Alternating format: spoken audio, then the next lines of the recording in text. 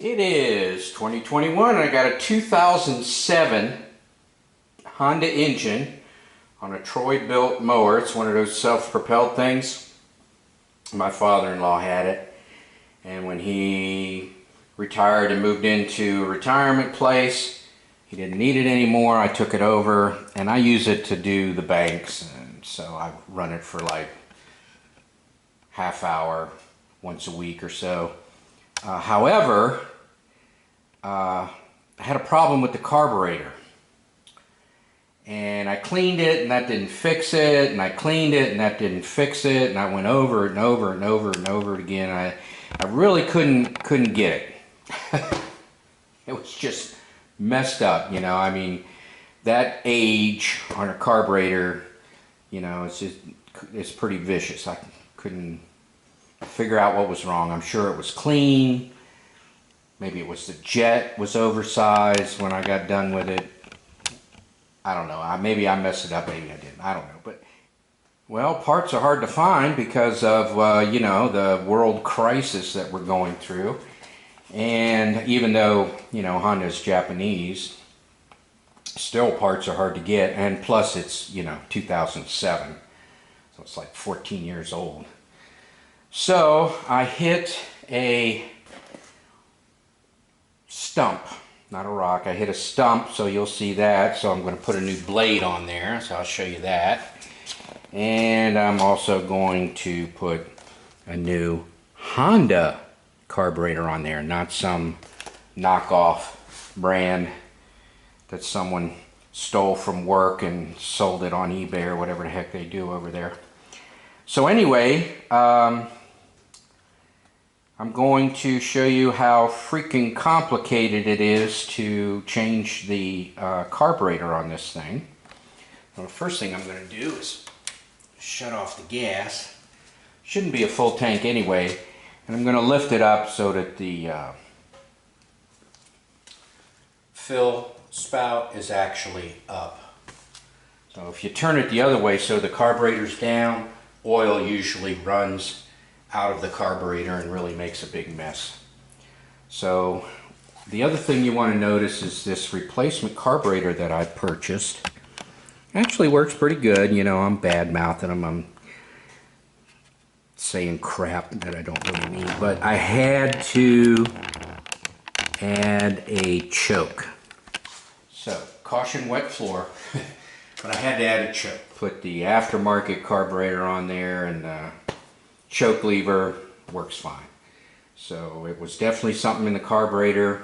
Must have ate a piece of dirt that got just in the right place where I couldn't get it out, or something.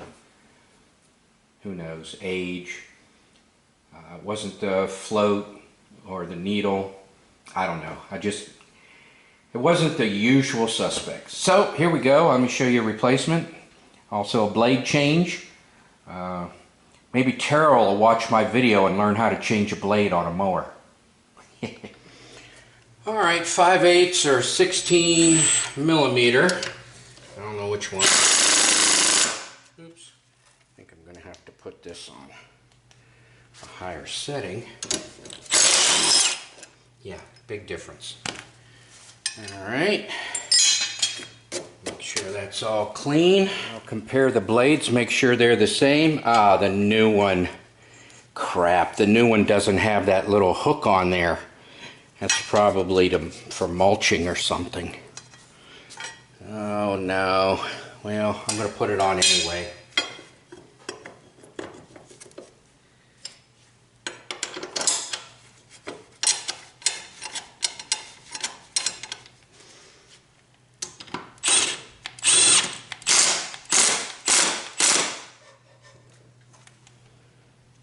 Go to 3 here.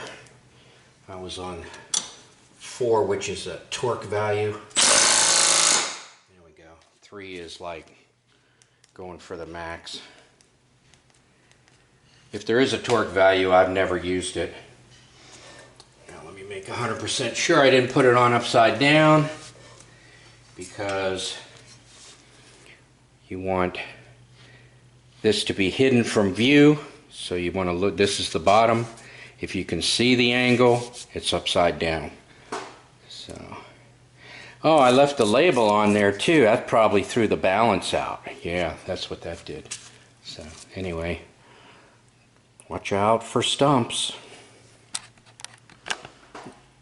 All right, don't forget to use your jack stand for safety. Don't want it to fall down.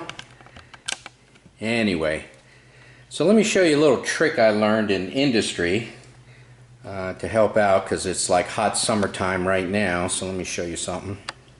So if you want to wear nitrile gloves, I just washed my hands, so this is going to be fun. So you can see maybe a little glare of water there, I don't know. And anyway, you go to put on your gloves, you see how it like sticks and everything.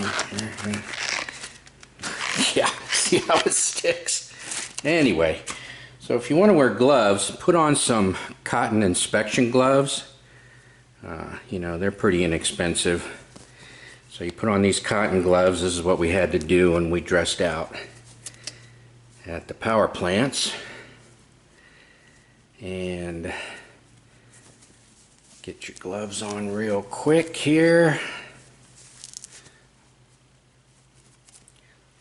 Then your nitrile gloves or your vinyl gloves or whatever you're putting on, just slide right on. Easy peasy. Then all the sweat in your hand that would come pouring out here, that's all caught in the cotton. And you can go a little bit longer. I mean, your hands will still be wet, but there won't be any water pouring out of your gloves. There we go. All right. So this setup right here just has a bazillion gaskets. So you want to make sure you have gaskets. Did I mention you're going to need gaskets? Well, I have a whole stash of gaskets here, all different sizes, bits and pieces. You're going to need them. Let's see what's in the Honda bag. You would not believe how many freaking carburetors there are out there. And then to figure out which one you need. Well, sealed here. Let me open up the bag. All right, we're going to take all 4 bolts off.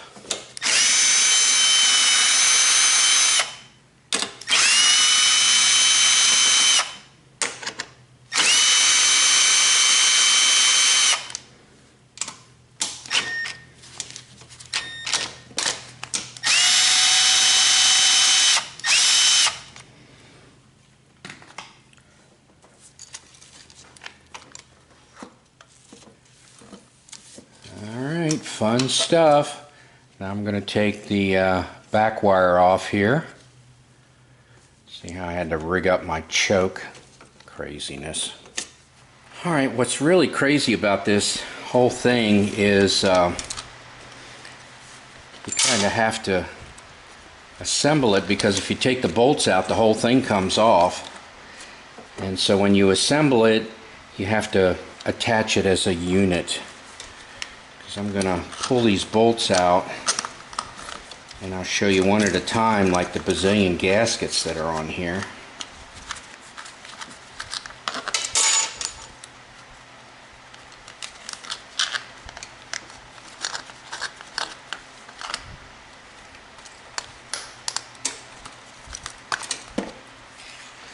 So we have a gasket on the back here with a vent.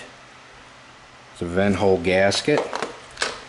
It goes on here. There's the vent hole.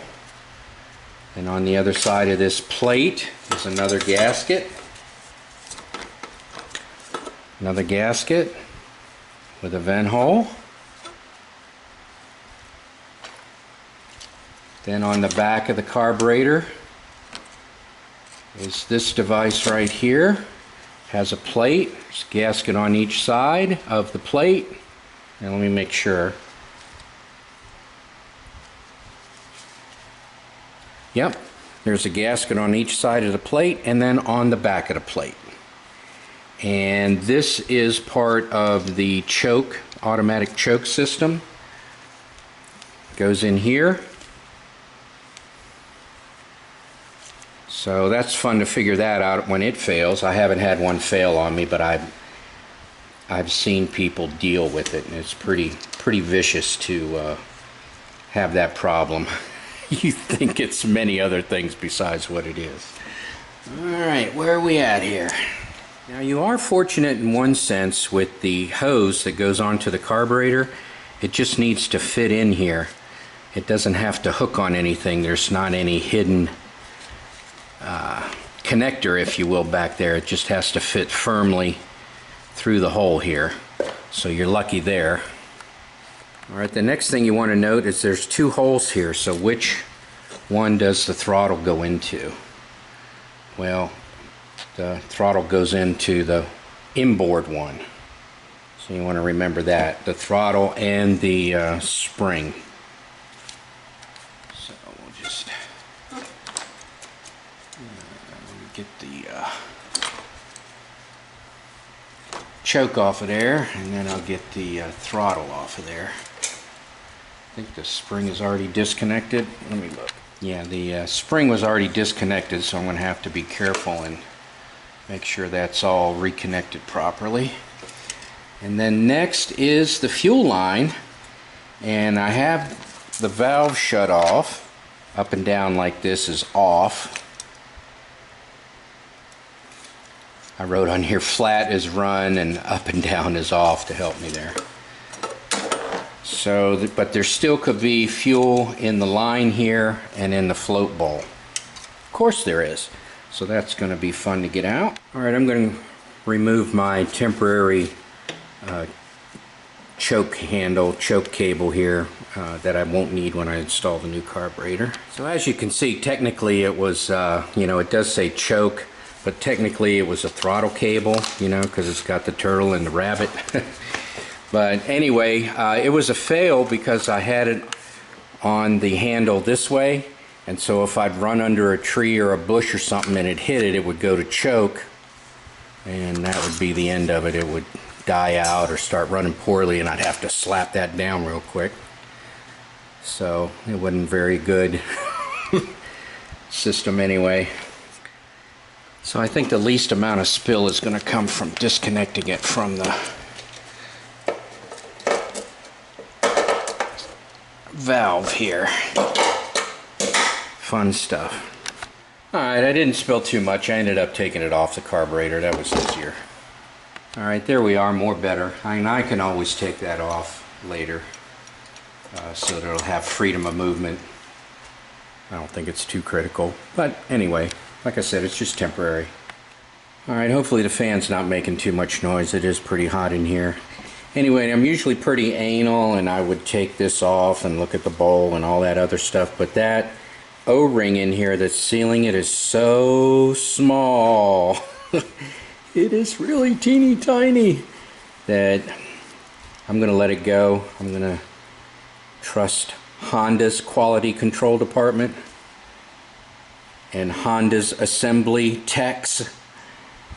So anyway, here we go. In case you didn't know how it goes on, which side goes to the engine, well, your fuel line is going to go towards the tank. So that's how you're going to know which way is which. Alright, let me show you another assembly detail. You've got one end that's bulged out and one end that's pinched in. So that tells you that the bulged out end goes in here and the pinched in end goes here. So if you do it backwards, you're going to be fighting it and hating life. Alright, next part of the assembly, I recommend that the fuel line be put on. So this is always fun because it's really, really tight. Let me get this on all the way. It's another one of those items where if you try and put it on last after it's all assembled, you'll be hating life because it's extremely difficult to do. Let me get the clip in its place. Alright, you want to be careful of the clip too, you know, you put it in the wrong place, it may not go together, you know, all of a sudden, you know, your front panel is going to be hitting up against here and it's not going to seal, and you're thinking, oh, what the heck's going on, you know, and air's going to get in there and mess things up, and you're going to think you got a defective carburetor all because you put in the stupid little clamp in the wrong direction. Usually tell your old gaskets because they're kind of wallowed out. See how that one's kind of wallowed out? So if you want to grab a new gasket, that would be great.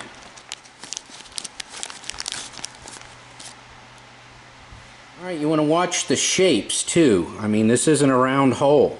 Look, it's flat on the bottom, round at the top, it's got two bulges on the sides. You know, you need to pay attention. You know, these gaskets are different as it works its way through to the end over here. There's the end over here. Alright, so we put this on the plate. Have our gasket on there. Get it through the plate.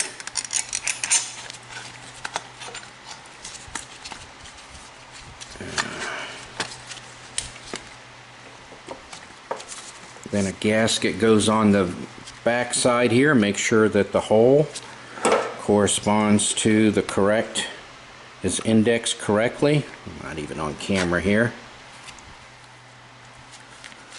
So, not like this.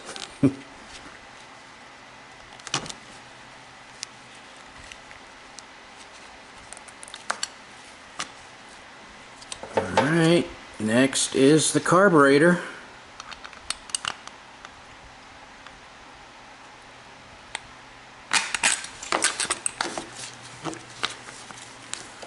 Alright, then you have gaskets on the back side here. Again, be careful, use the correct gasket. You know, there's different gaskets. Alright, at this point of the assembly, before I get, oops, as my bolts fall out, I like to attach the plastic to the metal plate. See, there's a nut right here, so I'll just go ahead and attach that. That way it kind of holds it together. Alright, since I don't have a helping hand, Terrell is busy and Steve's in Canada, I'm gonna put a piece of tape over the bolts here, kind of hold them in place. It'll be my third hand. Let me get a piece of tape over that bolt. Alright, if you're like me and you don't have three hands, like I said, the tape can be used to hold the bolts. That way you're not fighting it when you assemble it. And we'll put this guy on. This is the choke. Alright, you want to make sure your gaskets are on. This one kind of stuck. I'm just going to reuse it, and that one also stuck. I'm going to reuse it, and then it's the square one. And notice how it's oriented. I have a new one here. See, there is a right and a wrong way.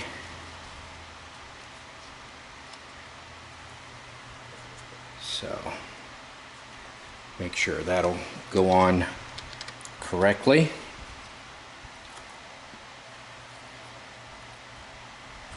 Don't get your orientation mixed up. You know, if your gasket comes off, you want to make sure it goes on the correct way, not the other way.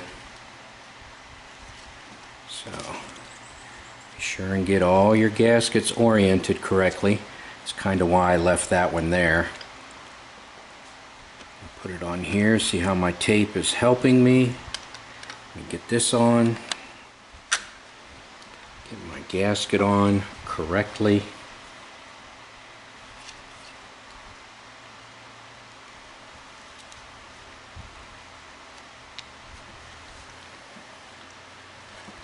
Alright, now that we have our bazillion pieces of tape on there, we're about ready to go back.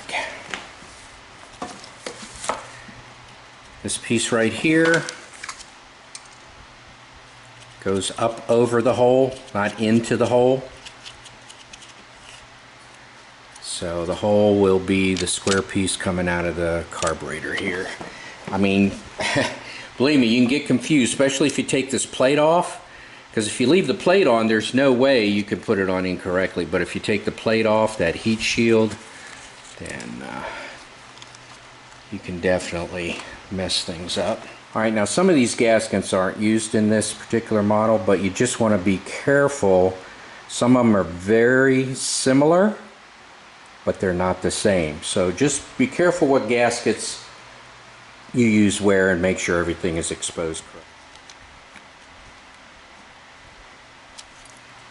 And now the fun begins, because we need to put this whole unit on here. And my spring popped off, so I'm gonna reattach that, maybe put a piece of tape on that too. Alright, let's see if this works here. I'm gonna get this bolt started. Get the carburetor into position. I'm still holding on to the gasket. That's long enough to start. Get my fingers out of there. Feed my hose in. Of course it just fell off, so I get to do it all again. Alright, let's try again. Hose in. Long bolt, get a couple of threads started. Get the carburetor lined up.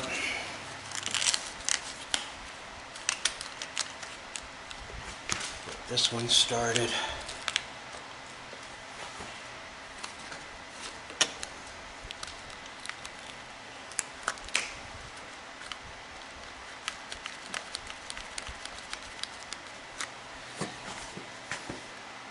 Now the worst part is making sure none of your gaskets fell. So you just want to be careful of that after you get your carburetor mounting bolts started. You want to get your face in there and you want to look around and make sure none of the gaskets fell out and the bolts going through all of the gasket holes and that everything is correct. Oops, I don't need it that bad. That high. There we go. Now we'll torque it to factory specs.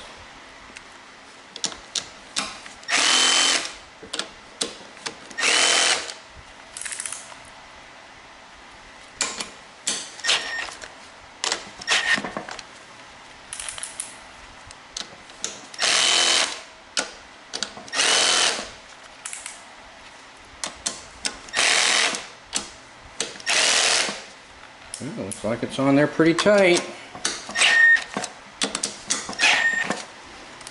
Alright, we're calling that good.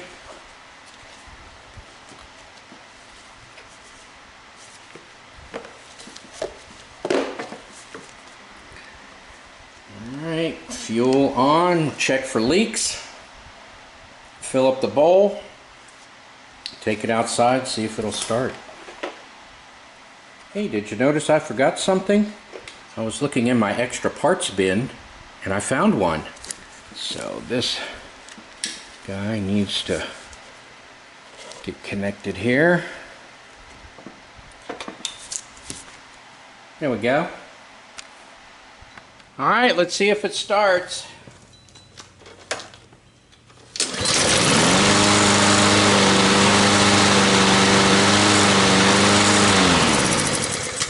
Okay, wow, first pull. And look, I'm putting my hand on the exhaust to show you that it's cold. Yeah, I didn't start it up before the video.